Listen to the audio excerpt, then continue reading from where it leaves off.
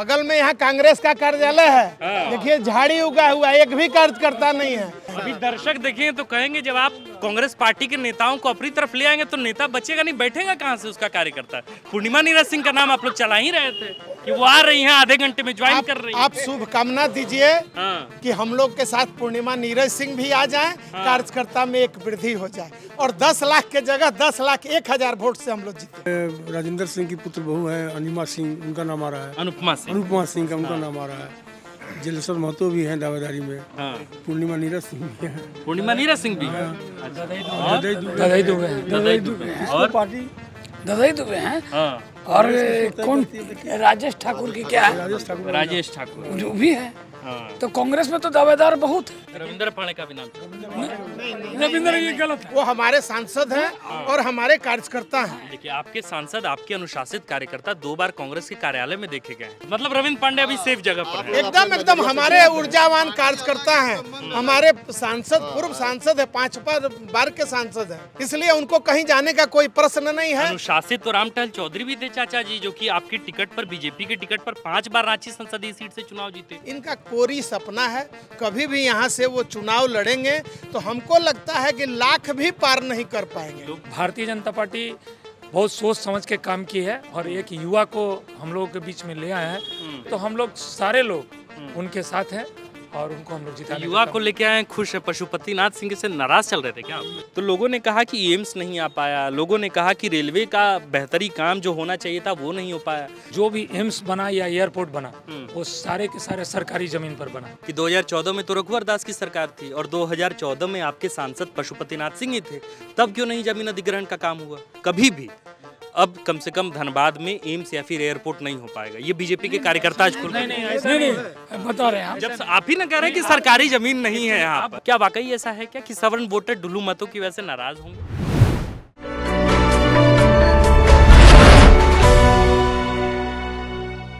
नमस्कार, the fourth pillar की जनमत यात्रा देख रहे हैं आप जानते हैं कि द फोर्थ पिलर की टीम इन दिनों अपनी जनमत यात्रा के दौरान गिरिडीह लोकसभा में अपनी यात्रा कंप्लीट कर चुकी है और इसके बाद हम धनबाद आए हैं। ये धनबाद का सिंदरी विधानसभा पड़ता है, जहां से इंद्रजीत महतो बीजेपी के विधायक हैं और सिंदरी के बारे में बहुत कुछ बताया जा सकता है। हमारे दर्शकों, आप जानते हैं कि हाल के दिनों में प्रधानमंत्री नरेंद्र मोदी का यहाँ दौरा भी रहा और यहाँ प्रधानमंत्री नरेंद्र मोदी ने एक ऐसे संस्थान का युग हैं कि हर्ल फैक्ट्री का उद्घाटन किया, जिसको लेके न सिर्फ देश में बल्कि विदेशों तक में भी सुर्खियां बनी।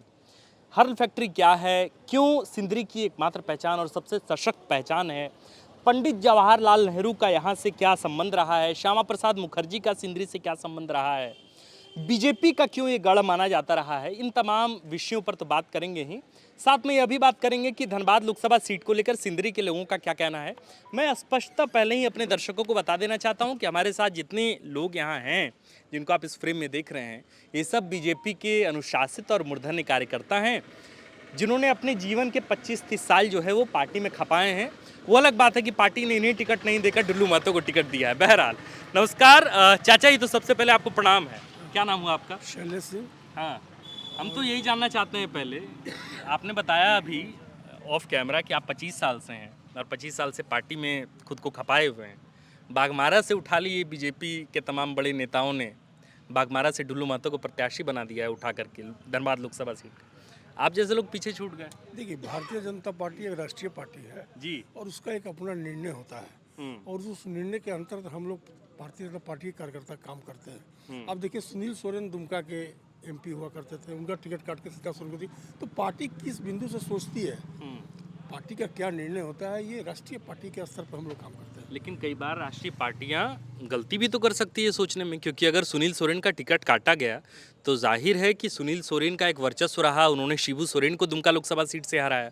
वो शिबू सोरेन जिनको लेके कहा जाता है कि दुमका लोकसभा उनका एकदम गढ़ माना जाता है झारखंड मुक्ति मोर्चा का, तो जब वहाँ से उनका टिकट काटा गया तो जाहिर है कि कुछ लोग बीजेपी से नाराज़ भी होंगे। अगर आप लोगों को टिकट नहीं दिया गया, इतने कार्यकर्ताओं को, और बागमारा से उठा के डुल्लू महतो को टिकट दिया गया, तो भाई आप लोग भी तो थोड़े नाराज हो सकते हैं कि नहीं? नाराजगी नहीं। देखिए, भारतीय जनता पार्टी के कार्यकर्ता जो अनुशासित है जी, और राष्ट्रीय पार्टी का जो निर्णय होता है वो सर्वोपरि है जी। चलिए, आपका नाम क्या हुआ चाचा जी? हमारा नाम मनोज मिश्रा है जी, विधानसभा चुनाव संचालन कोर कमेटी में है सदस्य और पूर्व मंडल अध्यक्ष 2 बार सिंदरी मंडल के रहे हैं। ठीक है। आपका जो प्रश्न है तो 11 करोड़ से अधिक हमारे कार्यकर्ता बिल्कुल हैं। सही। सभी को लोकसभा और विधानसभा नहीं लड़ाया जा सकता बिल्कुल है, सही बात। लेकिन सभी कार्यकर्ता हैं, देश हित में सभी को काम करना है। और जिसको भी पार्टी प्रत्याशी बनाएगी, भविष्य में भी बनाएगी, और आज भी हमारे ढुल्लू महतो जी जो बाघमारा क्षेत्र से 3 बार के विधायक हैं, उनको प्रत्याशी बनाया गया है। तो हम सभी कार्यकर्ता तन मन और धन से उनके साथ हैं और उनको जिता करके पिछले बार जैसे 4,86,000 का अंतर से हमारे प्रत्याशी हमारे माननीय सांसद पशुपतिनाथ सिंह जी जीते थे। इस बार हम लोगों का लक्ष्य है कि 10 लाख के अंतर से हम लोग जिता करके अपने प्रत्याशी को और लोकसभा भेजने का काम करेंगे। और मोदी जी का जो संकल्प है और सपना है 400 पार, उस 400 पार में एक कमल हमारा धनबाद का भी होगा। अच्छा, ये बताइए कि सरयू राय को लेके खूब चर्चाएं चल रही हैं, है ना? उनको लेके कहा जा रहा है कि सरयू राय भी जो है वो बाकायदा पूरी तैयारी कर रहे हैं धनबाद लोकसभा सीट पर लड़ने से। देखिए, सरयू राय जी बहुत दिनों से धनबाद में लड़ने का एक हवा बनाते रहे हैं। उनका यही काम है, जहां भी वो एक बार चुनाव लड़ते हैं, दूसरे बार उनका जीतने का इतिहास नहीं रहता है, क्योंकि वो जब भी विधायक के रूप में चुन करके जाते हैं तो वहाँ के लोगों से कट जाते हैं। हमारे भी वो विधायक थे, भारतीय जनता पार्टी के विधायक थे, उनके मंत्री रहते हुए भी कोई भी कार्यकर्ता उनके पास जाता है अपने किसी भी काम के लिए या जनता के काम के लिए, तो वो काम नहीं करते हैं। यही कारण है कि दोबारा नहीं आते हैं। इनका कोरी सपना है, कभी भी यहाँ से वो चुनाव लड़ेंगे तो हमको लगता है कि लाख भी पार नहीं कर पाएंगे। लोग तो कहते हैं कि भाई सरयू राय जो है वो बीजेपी के समर्थित विधायक हैं। लोग का काम है कहना, हाँ। लोग कहते रहेंगे, हाँ। लेकिन कहीं सरयू राय टक्कर में नहीं है। हम लोग 10 लाख वोट के अंतर से जीत करके और हमारे प्रत्याशी दिल्ली जाएंगे। अच्छा, ये बताइए कि सरयू राय ने हाल ही में ये बाकायदा प्रेस कॉन्फ्रेंस भी किया और ये आरोप लगाया आपके प्रत्याशी ढुल्लू महतो पर कि उनके ऊपर 45 से लगभग 50 जो है वो केसेस दर्ज है। देखिए, अब बताइए, एक तो मतलब लोग जब सरयू राय जैसे लोग है ना, जिनके आरोप पर जो है बिहार के पूर्व मुख्यमंत्री रहे लालू प्रसाद यादव को सलाखों के पीछे जाना पड़ा, वैसे लोग जब ये आरोप लगाएं और जिनको झारखंड का चाणक्य भी कहा जाता है, आप ही के दौर में उनको चाणक्य भी कहा गया, तो ऐसे लोग जब आरोप लगाएं तो थोड़ा सोचनीय विषय तो हो ही जाता है। क्या कहेंगे, क्या प्रतिक्रिया होगी? देखिए, राजनीति जो आदमी करता है ना, जब मान लीजिए MP MLA बन गया, तो मान लीजिए किसी विभिन्न मुद्दों पर लेके आंदोलन करना, उस पर मुकदमा होना, वो कोई मायने, उनका व्यक्तिगत कहीं भी तो नहीं है मुकदमा। कार्यकर्ताओं के लिए लड़े वो मुकदमा हुआ, उसको आप काउंट करके चलिए, वो अलग बात है, लेकिन ऐसा कुछ नहीं है।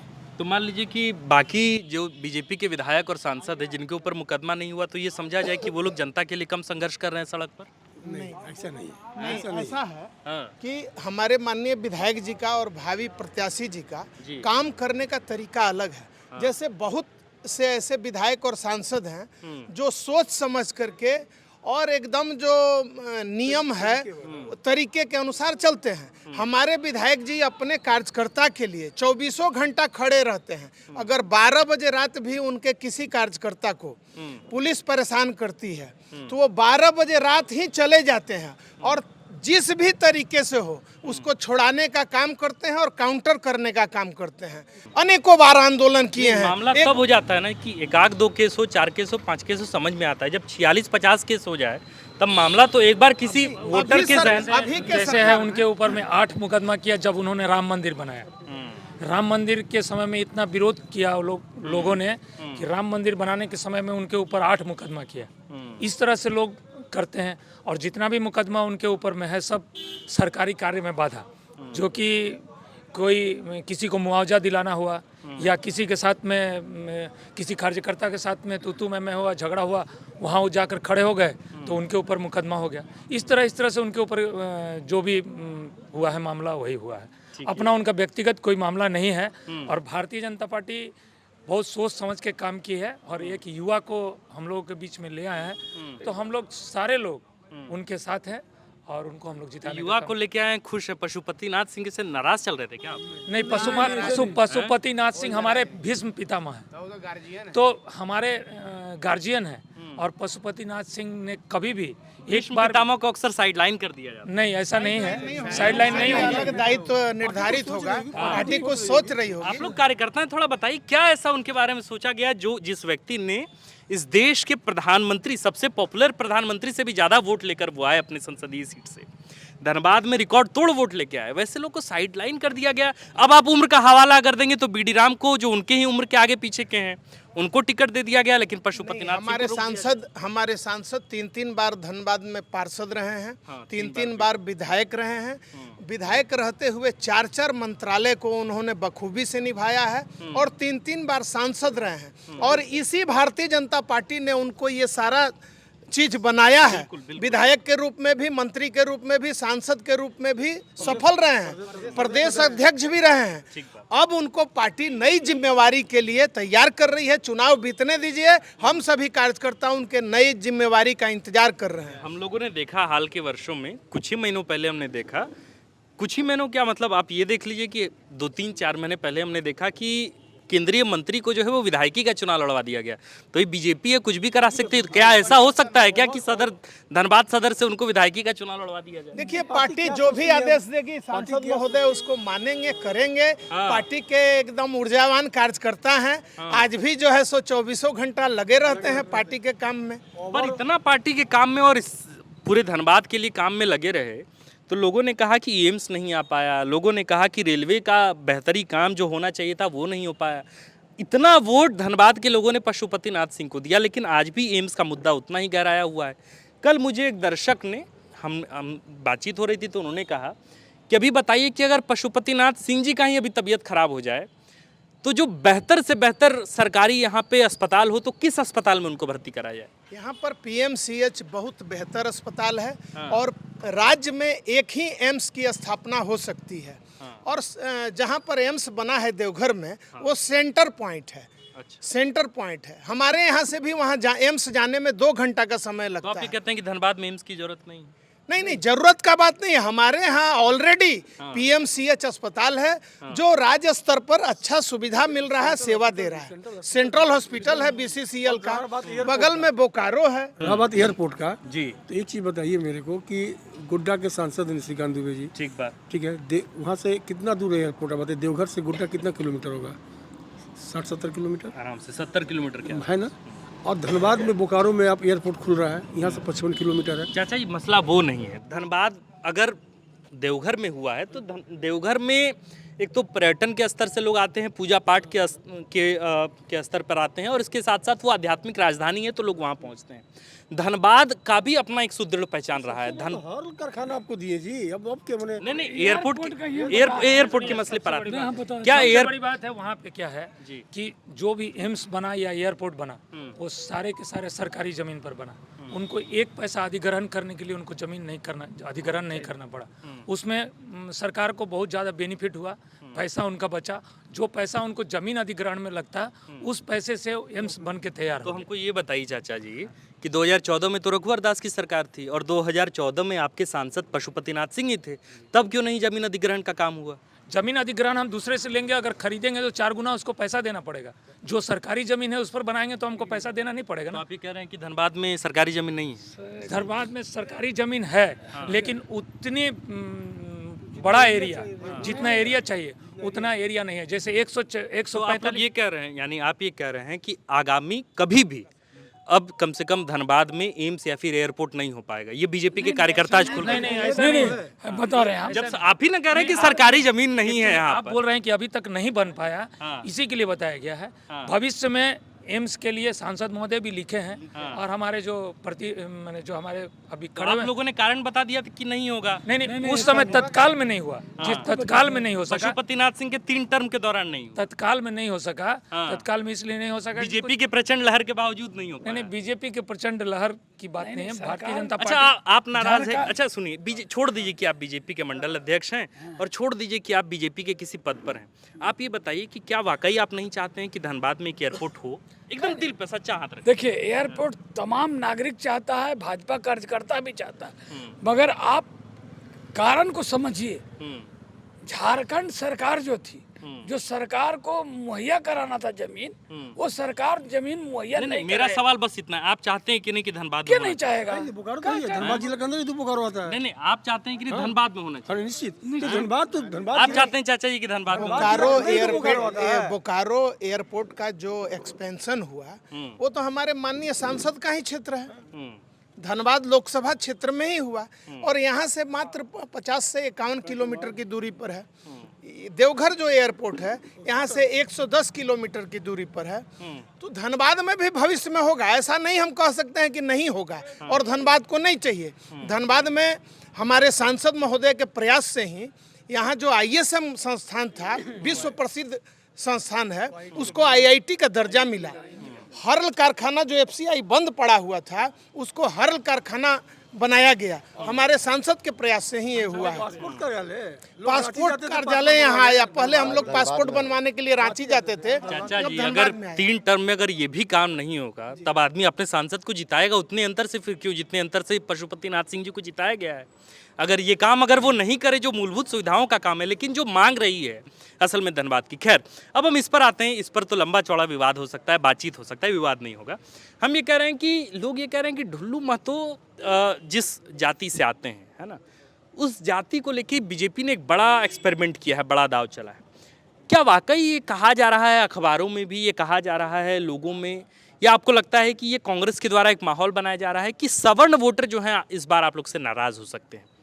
क्या वाकई ऐसा है क्या कि सवर्ण वोटर ढुल्लू महतो की वजह से नाराज होंगे? नहीं, भारतीय जनता पार्टी सभी को प्रतिनिधित्व दी है और भारतीय जनता पार्टी जात पात से ऊपर उठ करके राजनीति करती है। इसमें कहीं स्वर्ण और दलित नहीं आते हैं। ढुल्लू महतो ना दलित हैं, ना ढुल्लू महतो ना OBC हैं, ना ढुल्लू महतो स्वर्ण है। ढुल्लू महतो भारतीय जनता पार्टी के कार्यकर्ता हैं, भारतीय जनता पार्टी के प्रत्याशी हैं और सभी वर्गों का वोट उन्हें भरपूर मिलेगा। चाचा जी जिस बीजेपी को एक दौर में, है ना, इससे आप लोग इत्तेफाक मुझे लगता है रखते होंगे, इसको इनकार नहीं करेंगे, एक दौर में कहा जाता था कि ये ब्राह्मणों और राजपूतों की पार्टी है, क्षत्रियों की पार्टी कहा जाता था, आप लोग भी जानते हैं। बाद के वक्त में इसमें कई एक्सपेरिमेंट किए गए, इसमें बाकी अन्य लोगों को जोड़ा गया, बाकी अन्य वर्गों को जोड़ा गया। लोग इसलिए कह रहे हैं कि सवर्ण थोड़े नाराज हो सकते हैं क्योंकि 14 लोकसभा सीटों में से सिर्फ एक ब्राह्मण निशिकांत दुबे को जो है गोड्डा से टिकट दिया गया और दूसरे चतरा से कालीचरण सिंह को टिकट दिया गया है जो भूमियार जाति से हैं। तो लोग कह रहे हैं कि बीजेपी जो है वो सवर्णों को दरकिनार कर रही है और सिर्फ पिछड़ों को सामने लेकर के आ रही है। तो इससे जो है एक सवर्णों के बीच में गलत मैसेज आ रहा है कि भाई सवर्ण को दरकिनार किया जा रहा है, चाहे वो प्रदेश के संगठन में हो, चाहे वो टिकट बंटवारे में हो। क्या वाकई ऐसा है क्या, और क्या वाकई इसका असर पड़ेगा क्या? नहीं, हमारा दल जो अब ये है, मत कहिए चाचा जी की जाति क्या कुटुंब कम ये के रटा जवाब है, थोड़ा अलग बताइए। के ये आप भी सिद्धांत पर चलता है। जी हम लोग माने सबसे निचले तबके के लोगों को आगे बढ़ाते हैं, उनको ही फेस बना करके सभी कार्यकर्ता काम कर रहे हैं। इसमें कहीं दलित नहीं, कहीं शोषित नहीं, ये कुछ नहीं आता है। जो भी कार्यकर्ता को पार्टी चयन करके टिकट दे रही है, सभी लोग मिल करके उसको जिताने का काम करेंगे। इसी संकल्प के साथ 400 पार। मेरे सवाल का जवाब नहीं मिला। हम ये कह रहे हैं कि सवर्ण नाराज होंगे क्या? नहीं, कोई भी नहीं, कोई भी स्वर्ण नाराज नहीं। सवर्ण नाराज नहीं होंगे। नहीं, कोई नहीं। झारखंड में ऐतिहासिक जीत होगा धनबाद। हाँ। बस ओवरऑल जान जाइए कि धनबाद जो है पूरे झारखंड का ऐतिहासिक जीत होगा, आप देख लीजिए। अच्छा चाहिए। बस अब आखिरी सवाल पर आते हैं, आप लोग का समय हम ज़्यादा ले रहे हैं, मजा आ रहा है बातचीत करने में। चलिए हम आखिरी सवाल पर आते हैं कि चूंकि आप लोग बीजेपी के कार्यकर्ता हैं और आपने बताया कि इतने वर्षों तक आप लोग बीजेपी में हैं, तो कांग्रेस के पाले में क्या चल रहा होगा, किसका नाम आगे चल रहा होगा, किसका नाम थोड़ा पीछे हो गया होगा, इसकी जानकारी तो भरसक आप लोग रखते होंगे, क्योंकि उसी हिसाब से फिर आप लोग तैयारी भी कर रहे हैं कि कैसे कैसे क्या क्या प्लान करना है। मैं आप लोग से जानना चाहता हूं कि अभी आप लोग को क्या नाम सुनाई दे रहा है कांग्रेस की तरफ से जो आपको लगता हो कि पहला आगे नाम चल रहा है? देखिए, ढुल्लू महतो को प्रत्याशी बनाने के बाद से जी कांग्रेस उहापोह के स्थिति में है। कांग्रेस को प्रत्याशी नहीं मिल रहा है कि हम किसको ढुल्लू महतो के सामने खड़ा करें। चलिए ये हमको बता दीजिए इस बार कि कांग्रेस की तरफ से किसका नाम सबसे आगे चल रहा है। आप चचाई आपसे ज्यादा बात कर लिए, आप बताइए। बहुत लोग 3-4 आदमी का नाम चल रहा है। जैसे कौन कौन का नाम सुने आप? एक राजेंद्र सिंह की पुत्र बहू है अनिमा सिंह, उनका नाम आ रहा है। अनुपमा अनुपमा सिंह का उनका नाम आ रहा है। जलेश्वर महतो भी हैं दावेदारी में, हाँ पूर्णिमा नीरज सिंह भी हैं, पूर्णिमा नीरज सिंह भी ददाई दुबे हैं। ददाई दुबे और पार्टी ददाई दुबे हैं। हाँ और कौन राजेश ठाकुर की क्या है, राजेश ठाकुर जो भी है। हाँ तो कांग्रेस में तो दावेदार बहुत है। रविंद्र पाणे का भी नाम चल रहा है। रविंद्र, ये गलत है। वो हमारे सांसद हैं और हमारे कार्यकर्ता हैं। देखिए आपके सांसद, आपके अनुशासित कार्यकर्ता 2 बार कांग्रेस के कार्यालय में देखे गए हैं चाचा जी, और उनकी नहीं, कोई तस्वीरें कहीं जो जा हैं सकता है, किसी से किसी को पहचान हो कहीं जा सकता है, लेकिन वो हमारे कार्यकर्ता हैं। संबंध अपना है, संबंध अपना है। ये चुनाव के दौरान ही इतना संबंध बेहतर क्यों हो जाता है? नहीं, वो तो दिखाने का नहीं, चीज है ना, वो तो आप कोई दिखाते कहीं हो जा तो आपको सकता संबंध है। बेहतर मान दिखता लीजिए है। हमारे यहाँ एक जेएमएम के नेता बैठे हुए हैं। यहाँ देखिए जेएमएम के नेता हैं, ये बैठे हुए हैं। हम लोग का आपसी संबंध है। हम लोग आपसी संबंध है। मोदी जी के टेबल पे खड़गे जी एक साथ खाना खाते हैं, तो संबंध तो किसी से भी हो सकता है। अच्छा, मतलब रविंद्र पांडे अभी सेफ जगह पर है। एकदम हमारे ऊर्जावान कार्यकर्ता हैं। हमारे सांसद, पूर्व सांसद है, 5 बार के सांसद हैं, इसलिए उनको कहीं जाने का कोई प्रश्न नहीं है। अनुशासित तो रामटहल चौधरी भी थे चाचा जी, जो कि आपके टिकट पर, बीजेपी के टिकट पर 5 बार रांची संसदीय सीट से चुनाव जीते और 1000 अंतर, मतलब इतना भयंकर अंतर से जीते जिनका कोई हिसाब नहीं है। तो वो अनुशासित कार्यकर्ता क्यों चले गए उनको कांग्रेस? लगता होगा कि हम चुनाव लड़ेंगे हाँ। तो कहीं मने अब जबले देखिए मने जबले सरयू राय आपके पार्टी में रहे, जबले आपके साथ जो है रामटहल चौधरी रहे, तब तक ठीक थे, तब तक वो अनुशासित थे। अभी चले गए हैं तो मामला खराब हो गया। देखिए कोई भी किसी परिवार में भी ले लीजिए जी। कि परिवार के लोग जब एक साथ रहते हैं, बंधे हुए रहते हैं, तो परिवार मजबूत रहता है, उनके साथ परिवार खड़ा रहता है। ठीक बात। लेकिन वो अलग हट करके हाँ। अगर कोई बात बोलते हैं हाँ। तो परिवार उसका साथ नहीं रहता है, और उनको अपने औकात का पता चल जाता है कि कितने में है। हम भारतीय जनता पार्टी के कार्यकर्ताओं ने रामटहल चौधरी को 5 बार सांसद बना करके भेजा। जिस समय भारतीय जनता पार्टी का मात्र 2 सांसद हुआ करता था, उस समय भी रामटहल चौधरी रांची से सांसद थे। लेकिन वही रामटहल चौधरी का बुद्धि विवेक गड़बड़ा गया है, अब आप जो है एकदम ठीक जगह पर आ रहे हैं। हाँ। और उनको औकात का पता चल जाएगा। उनको रांची की जनता समझा देगी कि आप कुछ नहीं है, भारतीय जनता पार्टी ही सर्वोपरि है, भारतीय जनता पार्टी के कार्यकर्ता ही सर्वोपरि। ये तो चलता रहता है। देखिए, जब तक सीता सोरेन बीजेपी जेएमएम में थी, तब तक आप लोग भी खुल के बोलते थे, अब आप लोग उनको सर्वमान्य नेता मान रहे हैं। खैर, ये तो चलता रहता है। हाँ, है ना। अच्छा, हम ये कह रहे हैं कि ये तो ठीक है कि ढिल्लू महतो जो है चुनाव लड़ रहे हैं और लगातार यात्रा कर रहे हैं।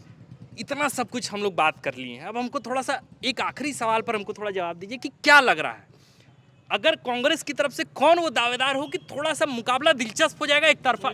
कोई नहीं, इसीलिए टिकट में देरी हो रहा है। इसीलिए टिकट में देरी हो रहा है, कांग्रेस देरी हो रहा है क्योंकि उनको कोई मुकाबला में है ही नहीं, उसको समझ में नहीं आ रहा। एकदम ऐतिहासिक जीत होगा पूरे झारखंड प्रदेश में, धनबाद नंबर 1 है। कोई ऐसा कैंडिडेट नहीं है जो कि दिलचस्प बना सकता हो धनबाद? अगर कैंडिडेट रहता तो अभी तक पेश कर दिए रहते वो लोग। कैंडिडेट है ही नहीं, वो सामने कोई नहीं है। प्रत्याशी गली गली घर घर घूम रहे हैं, वोट मांग रहे हैं, और उनको प्रत्याशी खोजना पड़ रहा है। कांग्रेस का यहाँ कोई जनाधार नहीं है। उस समय गलती से और हमारे कार्यकर्ता के कुछ निराशा से या जो भी कारण रहा हो, एक बार मात्र ददाई दुबे जीते थे। उसके बाद हम लोग 7 बार यहाँ से लोकसभा में अपना प्रत्याशी को जिता करके सांसद बनाने का काम किए हैं, और फिर इस बार 8वें बार हमारे भावी प्रत्याशी सांसद के रूप में दिल्ली जाने का काम करेंगे। कांग्रेस के बाद कांग्रेस के लोगों से ज्यादा पूछे, वो बेहतर नहीं, हम तो उन लोगों से हम तो पूछ रहे हैं भाई कि ढिल्लू महतो के खिलाफ आपके पास दावेदार कौन है। हमको लगा थोड़ा बहुत जानकारी आप लोग अपने पार्टी में फोकस करते हैं और आप पार्टी को जिताने का काम नहीं, लोगों का आरोप क्यों देखेंगे? नहीं, नाम बता दिए। लोगों का आरोप ये भी है कि आप लोग सिर्फ अपने पार्टी पे नहीं, दूसरी पार्टी के नेताओं पर भी आप लोग का फोकस बरियार रहता है। स्टूडेंट फेल कर लोगों का नाम आप लोग का सीता सोरेन पर भी फोकस बरियार था, और आप लोगों के तरफ आरोप। बगल में कांग्रेस का कार्यालय है, देखिए झाड़ी लगा। अब हम हिंदी का एग्जाम देने जा रहे हैं, इंग्लिश के बारे में बोल रहे हैं तो हम फेल कर जाएंगे ना। बगल में यहाँ कांग्रेस का कार्यालय है, देखिए झाड़ी उगा हुआ, एक भी कार्यकर्ता नहीं है। और भारतीय जनता पार्टी का यहाँ 3-4 कार्यालय है, कार्यकर्ता बैठते हैं। मेन कार्यालय तो हमारा यही है, और सभी जगह जो है 10-20 कार्यकर्ता आपको मिल जाएंगे। अभी दर्शक देखेंगे तो कहेंगे जब आप कांग्रेस पार्टी के नेताओं को अपनी तरफ ले आएंगे तो नेता बचेगा नहीं, बैठेगा कहाँ से उसका कार्यकर्ता? पूर्णिमा नीरज सिंह का नाम आप लोग चला ही रहे थे कि वो आ रही हैं, आधे घंटे में ज्वाइन कर रही हैं। आप शुभकामना दीजिए हाँ। कि हम लोग के साथ पूर्णिमा नीरज सिंह भी आ जाएं, कार्यकर्ता में एक वृद्धि हो जाए, और 10 लाख के जगह 10 लाख 1,000 वोट से हम लोग जीते। तो ये कुल मिला के बातचीत जो है ना वो अलग अलग पहलुओं पर हो गई है। हम सिंदरी के अलग अलग हिस्सों में जा रहे थे तो हमें बताया गया कि भांग मोड़ आगे है, तो हमने थोड़ा ये भी पता लगाया कि भाई भांग मोड़ क्या, क्यों, इसके पीछे की वजह क्या है। तो फिर पता चला कि पहले 10-20 साल पहले भांग मोड़ कहा जाता था, अब उसको भुंजा मोड़ कहते हैं। तो हम लोगों ने भुंजा मोड़ पर भुंजा भी खाया और फिर थोड़ी बहुत राजनीतिक बातचीत भी की, लेकिन थोड़ी बहुत नहीं, ये बातचीत पूरी हो गई है। तो मुझे उम्मीद है कि आपको सिंदरी में ये वीडियो जो हम लोगों ने शूट की है, जो यहाँ के राजनीतिक टेम्परामेंट को हमने बताने की कोशिश की है, वो आपको पसंद आया होगा। हाँ, ये कहा जा सकता है कि इसमें सिर्फ बीजेपी के कार्यकर्ता थे तो एक तरफ की बात आई है, लेकिन चूंकि अब जहाँ वैसा माहौल बन जाए वहाँ हम लोग लगातार वीडियो शूट कर ही रहे हैं। आप देख रहे थे द फोर्थ पिलर का नया नवेला सेगमेंट जनमत यात्रा। मैं हूँ आपके साथ आकाश आनंद और कैमरे के पीछे हैं अभिषेक। शुक्रिया।